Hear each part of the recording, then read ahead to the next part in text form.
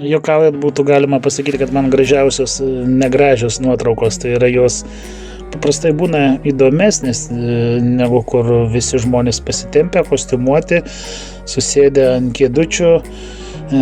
Reikia suprast, kad kuo nuotraukos senesnės, tuo jos labiau yra sąlyginai labiau oficiozinis, nes žmonės fotografuodavosi rečiau, tai jie būtinai susivilkdavo gražiausius drabužius, visi įsitempę, visi rimti, dar nežino, kaip tas fotografavimas gal vyksta kai kurie, tai ir prisibijo. O tokių dalykų, kad fotografuoti paprastą, įprastą buitį nutikdavo gana retai, todėl iš tikrųjų tyrinėtojai gan nemažai ras nuotraukų vestuvių, krikštynų, laidotuvių, tačiau sąlyginai mažai bus nuotraukų, kurios atspindi eilinę, kasdienę buitį, pavyzdžiui, valgymą prie stalo, visos šeimynos iš vieno bliūdo, pavadinkim jį taip, ar dar kažkokius buities darbus, mėšlavežį tą patį. Tais laikais žmonės tikrai fotografuodavosi kartą, 2-3 per metus, kartais ir rečiau, ir jiems tai būdavo įvykis, todėl tam įvykiui jie jau pasiruošdavo. Po to, kai tos fotografijos daugėjo, vėlgi buvo kitas momentas, kad bandydavo kažkaip išsiskirti perdėtai, kartais dabar tai atrodo juokinga, bet tai peilį prikiš kitam prie gerklės, tai špygą rodys iš nugaros, tai turiu kolekcijai tokią nuotrauką, kur fotografavosi autobuso keleiviai išlipę, tai ko tikėti, vienas net į telegrafo stulpą šalia įlipęs, kad tik, kaip sakoma, pasimaivyt. Na, tai jos irgi juokingos, bet mano akiai, kadangi, kaip minėjau, kasdienybės istoriją domiuosi, tai man įdomiausios tos paprastos nuotraukos, kaip tepa sumuštinius, kaip pjausto duoną, kaip ravi, ne šieną, bet runkelis, kaip kasa šulinius, o tokių darbininkų, darbo žmonių, pardavėjų, kirpėjų kasdienybė, kurie neturėdavo laiko fotografuotis, ar jiems tas nerūpėjo. Kasdienis darbas buvo sunkus ir neįkė fotografavimuose, bet tos nuotraukos yra retesnis, pavyzdžiui. Turgavietės vaizdų labai daug nerasi. O va to oficiozinių šeimos švenčių tai tikrai yra nemažai.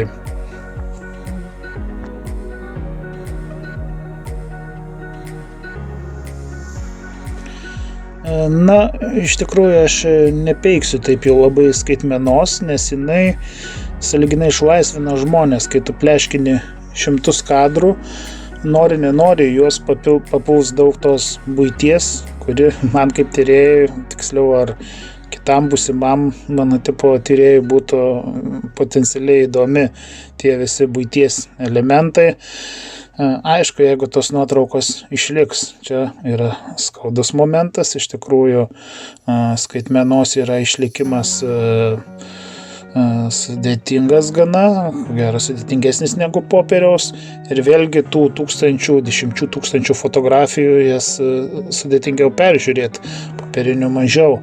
Taigi nei skaitmena, nei popierius, raginčiau bent dalį nuotraukų tikrai paversti popierių, o jeigu jau turit popierinės nuotraukas, jeigu jau tokias pasidaryt, tai tikrai ateities tyrėjų vardu labai raginčiau jas metrikuoti, tai yra ant nuotraukos nugarėlis, užrašyti kas, kur, kada, čia minimalu tai užrašyti, bet tikrai pravers žmonėms, kurie galbūt kada nors pateks į rankas tos nuotraukos ir jie žinos, kad ar tai Balbieriškis, ar tai Bubėjai, ar tai Kaunas, ar tai Kėdainiai, ar tai giminės koks susiejimas, ar čia bendradarbiai, tai gali būti labai vertinga, nes net ir kokia nors neryški paprastų žmonių nuotraukas taiga gali tapti unikalia, jei paaiškės, kad joje užfiksuotas koks nors žmogus, kuris, sakykime, būsimo Lietuvos prezidento prosenelis,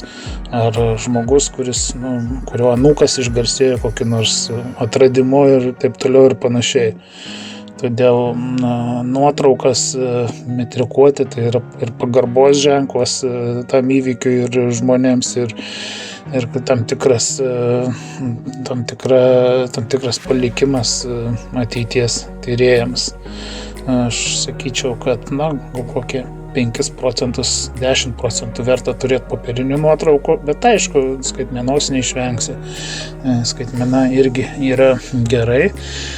Dar toks momentas, kad žiūrint į dirbtinio intelekto tendencijas, į įvairius vizualinius kūrimo būdus, vėlgi raginčiau, manau, būtų įdomu kuo daugiau pafiksuoti artimų žmonių pagyvenusių audiovizualinius pasakojimus, nes, kas žino, gal praėjus kažkiek laiko, kai tų žmonių nebeliks, bus įmanoma dirbtinio intelekto dėka turėti savotiškus virtualius tų žmonių avatarus internete ir net jeigu ir suprasi, kad tai yra dirbtinis kūrinys, bet jis tam tikrą paguodą gali teikti, jo gali pasiklausti kokio patarimo ar pasiklausyti tiesiog jo balso viena ar kita tema. Manau, tai būtų tikrai, galbūt bus kažkokia įdomi perspektyvi sritis, o jeigu ne, tai vis vien tie įrašai tikrai niekam nepakenks, o gali duoti ir naudos.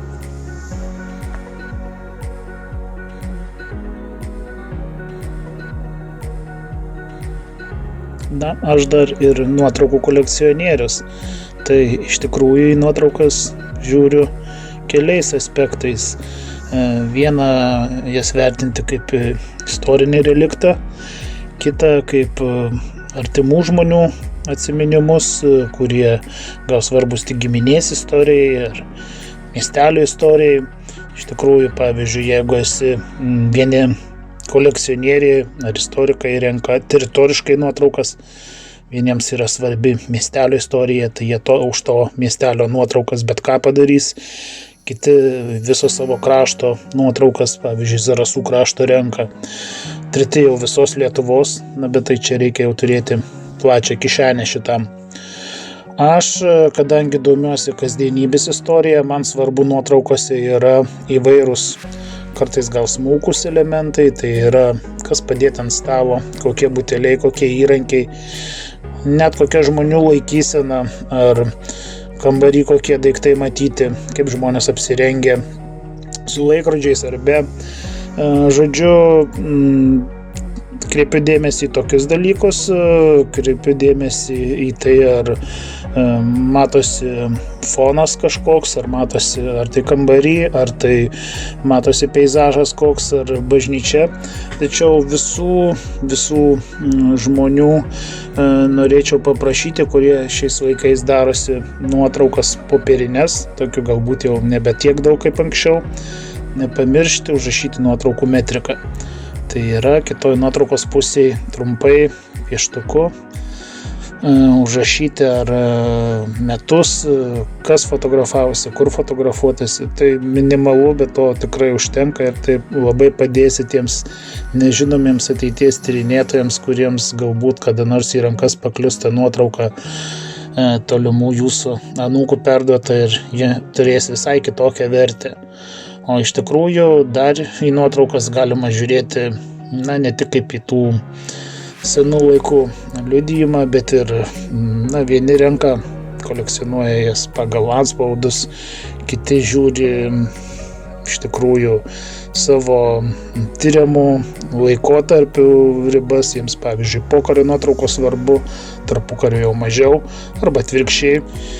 Treti, iš tikrųjų, žiūrintis bet koks tyrėjas į nuotraukas, jis žiūri per savo tyrimų, per savo nagrinėjimo prizmę ir jis pirmiausia kreipia dėmesį į tuos aspektus. Kas tyria žmonių elgseną, žiūri ką jie veikia, kas tyria daiktų istoriją, žiūri į daiktus.